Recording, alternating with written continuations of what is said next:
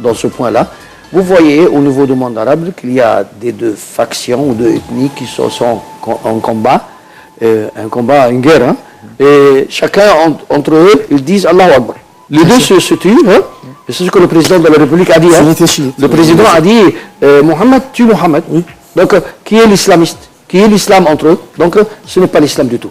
L'islam, c'est le salam, c'est-à-dire la paix. Mais en retour à votre question, peut-être que la situation interne et mondiale à l'âge de Nasser n'est pas pareille aujourd'hui.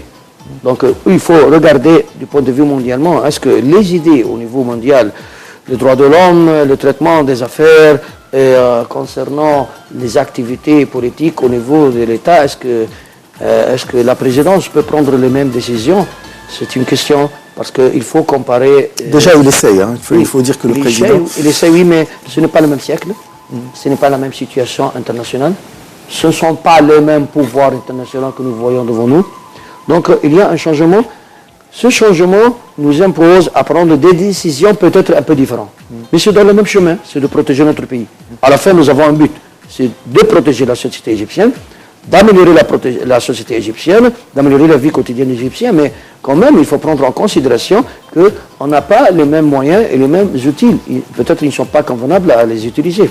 Donc, si vous comparez, on peut faire une comparaison seulement du point de vue des dangers que nous sommes en face. Mais on ne peut pas prendre la même situation, les mêmes décisions de Nasser ces jours-ci. Et troisièmement, lorsque vous avez trouvé ça à l'âge de Nasser, c'était après les années, à la fin des années 60 peut-être, la deuxième partie des années 60, Nasser était élu président de la République, donc il avait 10 ans de pouvoir. Et maintenant, si vous parlez de notre président Abdel Fattah Sisi... En plus, il n'y avait pas tous ces groupes terroristes qui sont éparpillés dans tout le monde. Voilà. Bien sûr, je veux dire tout simplement que le président, maintenant, 2 ans, troisième année maintenant, il a fait beaucoup de progrès. Il faut être honnête et en parler de ça. Il y a des gens qui ne sont pas d'accord avec tout ce qu'il fait comme travail, mais ils sont d'accord à lui donner l'appui, puisqu'il est pour le bien de notre pays. Il y a des difficultés. Il travaille au niveau économique. On a constaté hier qu'est-ce qu'il a fait au niveau de la construction des chemins, de nouveaux chemins, pour améliorer futurement l'économie, le transport, les ports, etc. Donc il y a un travail qui se déroule au niveau du pays.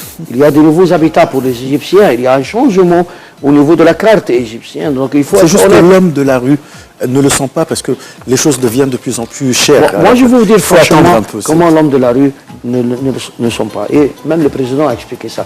L'homme de la rue veut quelque chose quotidien. Oui, voilà. C'est-à-dire quotidien. Mais le président, il pense à faire quelque chose pour la future. Et ça, c'est la différence. À long terme. C'est à nous, comme responsable des médias, de présenter ça au peuple égyptien. Parce que ce que nous faisons maintenant en Égypte, on va le sentir, bien sûr, dans 2 ou 3 ans, ce sera excellent. Et si on ne le fait pas, on sera dans une situation bizarre. Donc, nous devons le faire. Mais on a le choix, on doit choisir. Si la somme d'argent que nous possédons dans notre poche, je parle de poche du gouvernement, est-ce que vous pouvez le dépenser à faire de manger, tout ça, c'est-à-dire se présenter, ou à faire des projets? Par exemple, je vous dis franchement, la différence, une grande différence entre la politique des frères musulmans terroristes et la politique de ce que nous sommes maintenant, c'est qu'eux, ils aiment beaucoup de faire la commerce, ils ont gagné beaucoup de l'argent de ça.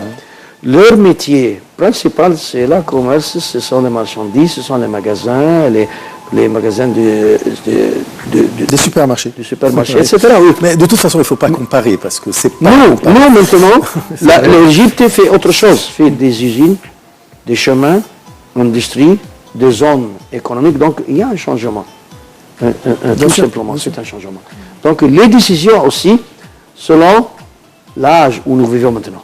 C'est ce que je voudrais vous expliquer. D'accord. Si je reprends le dossier du terrorisme, encore une fois, on a parlé de comment éradiquer le terrorisme en Égypte. Mais est-ce qu'on peut éradiquer le terrorisme dans un certain pays sans que tous les pays qui l'entourent soient unis sur un même plan? Bon, c'est une difficulté. Votre question est un peu difficile. Parce que nous avons vu qu'il y a des pays dans des régions du monde qui sont entourés des problèmes des autres voisins, mais ils sont un peu stables, qui peuvent défendre de la situation interne, même s'il y a une différence de mentalité ou de religion avec leurs voisins, bien sûr. Mais nous, notre problème réel, à mon point de vue, que l'Égypte, dans le cadre du monde arabe, c'est quelque chose d'essentiel. Donc on a constaté, il y a un siècle peut-être, que la présence de l'Égypte avec le monde arabe, c'est très important dans la région arabe. C'est-à-dire, on ne parle pas maintenant du 18e ou 19e siècle. On ne parle pas de l'Égypte qui était membre de quel empire, et on ne parle pas des autres pays que chacun était membre d'autres empires, etc. Non. D'après le 20e siècle, le début du 20e siècle, on parle de l'Égypte, membre de la communauté arabe. Donc maintenant, nous sommes dans le cadre d'une communauté arabe. Si tout le monde arabe est fort, c'est par force de l'Égypte, et l'Égypte, quand elle sera forte, ça sera aussi réciproquement force du monde arabe. Donc c'est devenu quelque chose de réciproque. Même dans la région arabe, les Égyptiens, quand ils voyagent pour gagner leur pain, c'est dans les régions arabes, ils aiment beaucoup plus que d'autres. Même dans le cadre de la coopération technique ou dans la coopération économique ou financière, c'est avec le monde arabe. Même dans les affaires de la défense ou des guerres, c'est l'union avec le monde arabe. Donc c'est un message que j'adresse, que l'union des pays arabes, c'est très intéressant. Aussi, la Ligue arabe, je constate qu'elle a commencé à faire des démarches afin de regrouper de nouveau le monde arabe. Si le monde arabe met main dans la main, il va devenir aussi une force régionale, ça sera de plus en plus intéressant, et ça va nous aider nous-mêmes à défendre la situation interne, et ça va aider aussi eux-mêmes à défendre leur situation. Donc ça, c'est la différence que je vois entre le 21e siècle et le 19e siècle. C'est tout simplement. Mais est-ce qu'on n'a pas besoin de conventions peut-être ou de chartes globales qui englobent tous les pays du monde et de mettre des normes à comment éradiquer le terrorisme partout dans le monde, pas seulement dans le monde arabe, parce que ce n'est pas un problème qui frappe seulement le monde arabe. C'est un phénomène global. Oui, je continue une petite phrase. Avec la présence prochaine de Donald Trump, peut-être beaucoup, c'est-à-dire on s'attend à François Fillon, qu'ils n'ont parlé que de ça. Ça veut dire que peut-être c'est une volonté internationale quand même. Je veux vous dire franchement, ceux qui ont étudié les institutions internationales ou droit international, mes collègues ou bien les professeurs qui étudient ce domaine-là, on connaît bien qu'il y a beaucoup de chartes au niveau des Nations Unies, même au niveau de la Ligue arabe. Même il y a une convention de défense commune entre les pays arabes. Donc ce n'est pas une affaire d'ajouter des chartes, d'ajouter des articles. C'est l'affaire de comment appliquer tout ça sous une sorte de coopération internationale. C'est-à-dire tout simplement la volonté. Est-ce qu'il y a une volonté internationale pour lutter contre le terrorisme et quelles sont les étapes? Et qu'est-ce qu'on a besoin pour faire cette lutte? Par exemple, vous pouvez prendre comme exemple, la lutte du terrorisme a besoin aussi d'arrêter le taux d'alphabétisme qui se trouve, aussi de faire une sorte de coopération économique, une coopération aussi, une coopération financière entre les pays.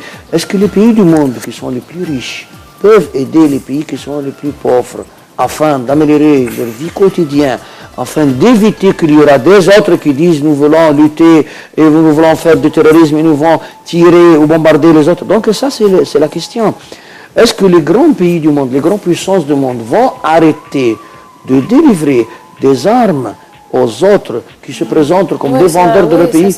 Vous voyez, donc c'est un dossier de plus en plus politique et aussi diplomatique et aussi coopération internationale. Et économique. Économique, bien sûr.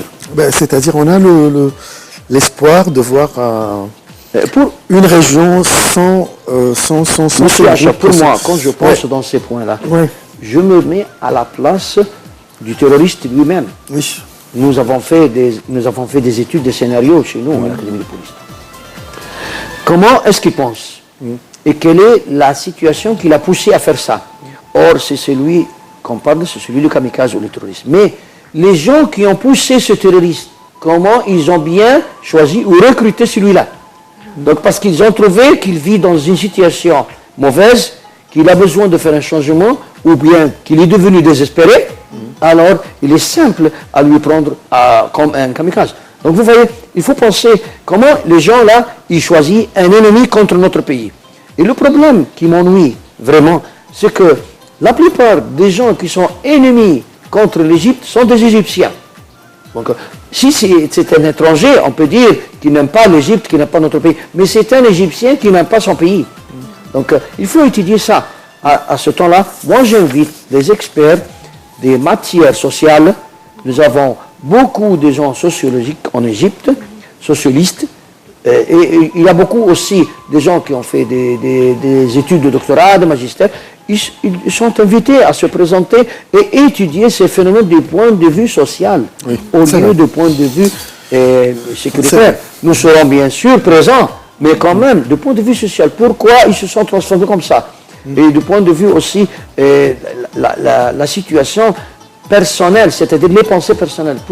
Pourquoi un jeune aime se présenter à être un kamikaze, c'est-à-dire à mourir?